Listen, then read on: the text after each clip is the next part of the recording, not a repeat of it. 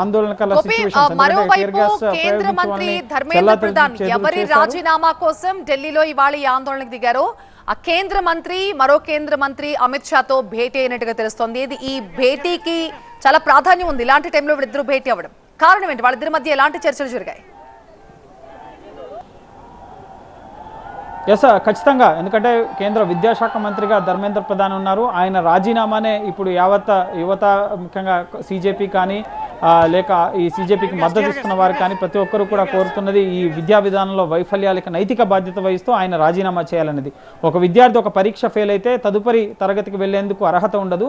అలాంటిది కేంద్ర మంత్రిగా విద్యా వ్యవస్థలో ఉన్న లోపాలకు నైతిక బాధ్యత వహిస్తూ ఆయన విద్యామంత్రిగా ఫెయిల్ అయ్యారు. సో అలాంటప్పుడు ఆయన ఇంకా ఏ విధంగా కేబినెట్లో కొనసాగిస్తారు, ఆయన్ని తొలగించాలన్నది ప్రధాన డిమాండ్. సో అందులో భాగంగానే కేంద్ర హోంమంత్రి అమిత్ షాతో, ఎందుకంటే పార్లమెంట్లో కూడా ఈరోజు విపక్షాలు, ఇండియా అలయన్స్ పార్టీలు కానీ ఇతర పక్షాలు కానీ 5 తీర్మానాలు ఇచ్చాయి. ధర్మేంద్ర ప్రధాన్ నైతిక బాధ్యత తీసుకోవాలి, ఆయన తొలగించాలన్న డిమాండ్ పార్లమెంట్ లోపల వినిపించారు. పార్లమెంట్ బయట కూడా ఇటు సిజేపీ, విద్యార్థులు, యువత వాళ్ళ అందరి డిమాండ్ కూడా ఇదే. సో ఈ నేపథ్యంలో అమిత్ షాతో ధర్మేంద్ర ప్రధాన్ భేటీ ప్రాధాన్యత సంతరించుకుంది.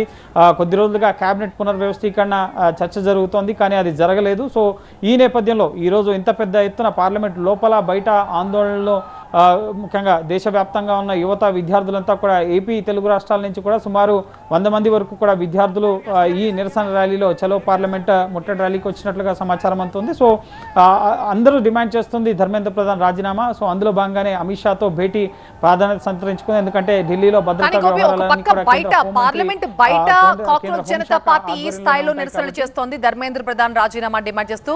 పార్లమెంట్ లోపల విపక్షాలు కూడా ఇదే డిమాండ్ ని కొనసాగిస్తున్నాయి.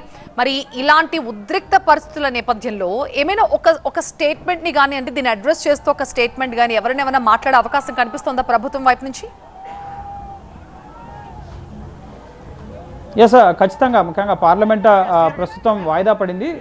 సో ఈ సమావేశాల్లో దీనికి సంబంధించి నీట్ పేపర్ లీకేజీలకు సంబంధించి స్టేట్మెంట్ని ఇటు విద్యాశాఖ మంత్రిగా ఇటు ధర్మేంద్ర ప్రధానే సభలో, ఒకవేళ ఆయనే కొనసాగితే కనుక ఆయన్ని ఇప్పటికిప్పుడు హుటాహుటిన తొలగిస్తారా, ఈ విపక్షాల డిమాండ్ అలాగే విద్యార్థులు, యువత డిమాండ్ని పరిగణలోకి తీసుకుంటూ ఆయన తొలగిస్తారా, లేక ఆయనే దీనిపైన ఏమైనా స్టేట్మెంట్ ఇస్తారా అనేది మనం వేచి చూడాల్సి ఉంటుంది. పార్లమెంట్ సమావేశాలు జరుగుతున్నప్పుడు ఖచ్చితంగా ఏదైనా ఘటన జరిగితే దానికి సంబంధించిన వివరణ సంబంధిత మంత్రి parliament floor of the house ఉభయ సభల్లో కూడా చేయడం జరుగుతుంది. సో ఈ నీట్ పేపర్ లీక్కి సంబంధించి అనేక మంది విద్యార్థులు ఆత్మహత్యలు చేసుకున్న పరిస్థితి ఉంది. మళ్ళీ మేము ఈ ఎగ్జామ్స్ని ఫేస్ చేయలేమన్న ఒత్తిడిలో ఆత్మహత్యలు చేసుకున్నారు, మళ్ళీ రీ ఎగ్జామ్ కండక్ట్ చేయడం. సో దీనికి సంబంధించి విద్యార్థులు ఎంతో ముఖ్యంగా వాళ్ళు ఒత్తిడికి లోనవడం, విద్యార్థుల తల్లిదండ్రులు పేపర్ లీక్ సంబంధించి ఒత్తిడికి లోనవడం, ఆర్థిక వ్యయాలు. సో వీటన్నిటికి సంబంధించిన అంశాలపైన కూడా ఛాత్రంకి గూంజ్ అంటూ కాంగ్రెస్ పార్టీ కూడా నిరసన కార్యక్రమాలు నిర్వహించడం జరిగింది. సో ఖచ్చితంగా దీనిపైన ఒక స్టేట్మెంట్ అయితే కేంద్రం ఇచ్చే అవకాశం ఉంది. పార్లమెంట్ వేదికగా మరి దీనికి సంబంధించి ఎప్పుడు స్పందిస్తారనేది మనం వేచి చూడాల్సి ఉంటుంది. ప్రస్తుతం అమిత్ షాతో భేటీ అనేది కొనసాగుతుంది. సో దీని తర్వాత